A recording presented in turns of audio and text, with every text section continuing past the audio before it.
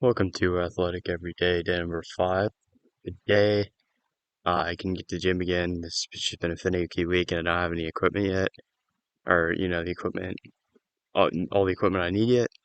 So, I kind of just improvised a little again. Um, and I look at these workouts, the upper body one, and this one as more just of an opportunity. Because, don't cry over spilled milk, right? I can't. Me just sitting there and whining that I can't go to the gym isn't gonna help me get any better. So I improvised, kind of went back to an old school, you know, workout that I did. Um, it's pretty simple. It's these refer to elevated or Bulgarian, whatever you want to call them, split squats. Pretty heavy. I had like 7 reps, I think is what I did here. Some Nordic curls and then some hip flexor curls. Um, on the Nordics and the hip flexor curls, I did not do nearly as much volume as I typically do. And that's simply just because I haven't done these in a while and I have no idea why. They're good exercises, especially from home. So my program called for like I think it was a 4x6 front squat. Pretty easy. Like 4 sets of 3 on cleans. And then I think it was like maybe two or 3x8 on some heavy kettlebell swings. So, I got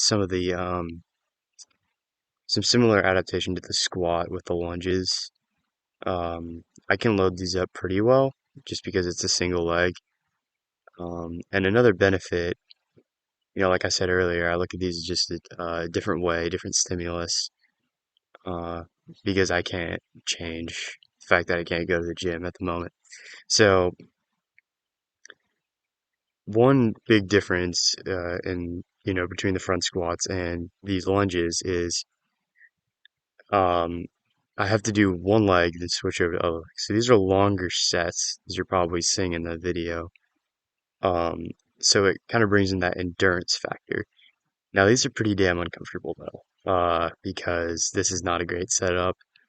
My mattress really compresses and my ankle, or just above it on the front side, just where like your shin meets your ankle, my that area rubs up against the wooden bed frame, which is not very comfortable. Let's just say that.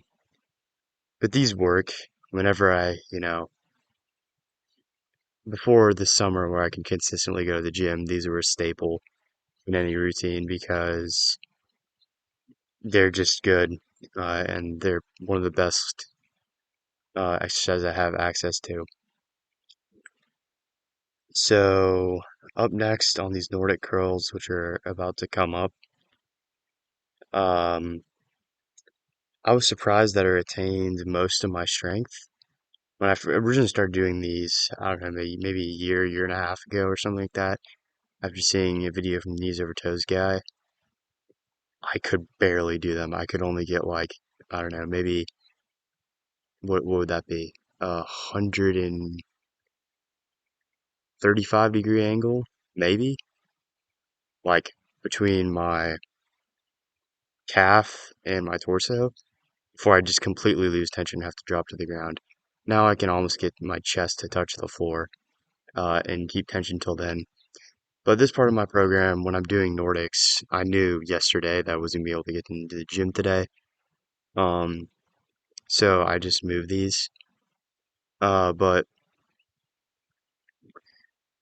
yeah, I mean, I was really surprised I was able to get the chest all the way down to the floor. This part of my program only calls for the eccentric portion, and eventually I'll do more volume on these, like probably 4x5 on these. But it was my first time back, and I don't want to create a ton of soreness because, believe it or not, back on Monday when I hit legs, I did those single leg RDLs. My hamstrings are still sore from that.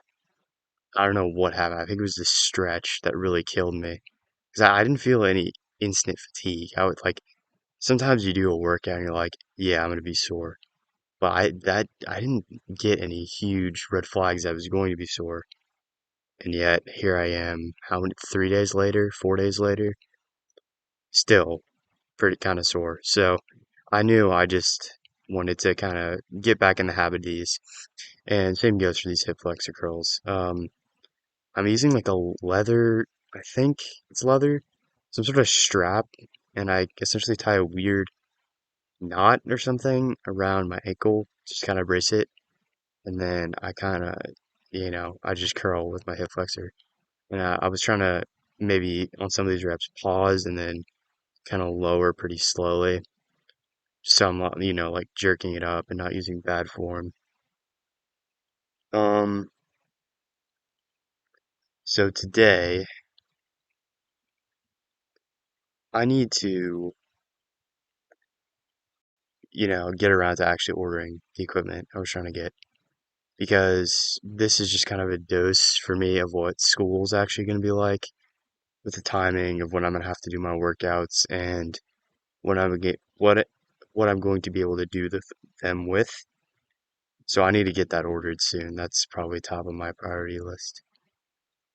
Um, Last night I did have a game, a lacrosse game. It was a sevens game, and it went super well. I actually felt that plyometric session didn't go particularly great, but that game I felt good. I felt pretty poppy and pretty explosive, and I performed pretty well in that game.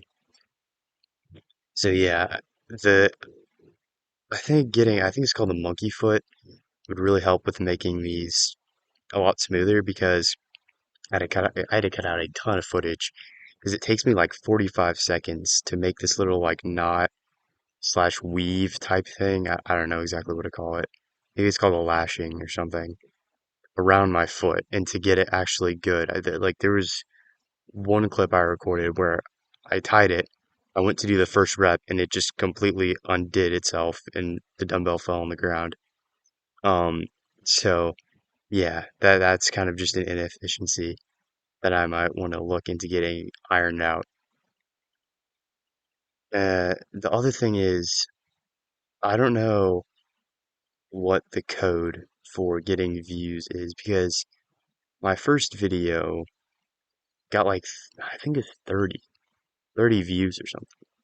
And like, that was just all of my videos are pretty much the same. I'm not shooting to make them around 7 minutes, but all the other ones ended up that way, except for this one. But somehow that got quite a few views, but a lot of my other ones didn't. So I don't really know what's going on there. I mean, none of the videos I did were like particularly like sexy or anything. They're just all me working out. Like none of them are really different. So I don't really know why that happened.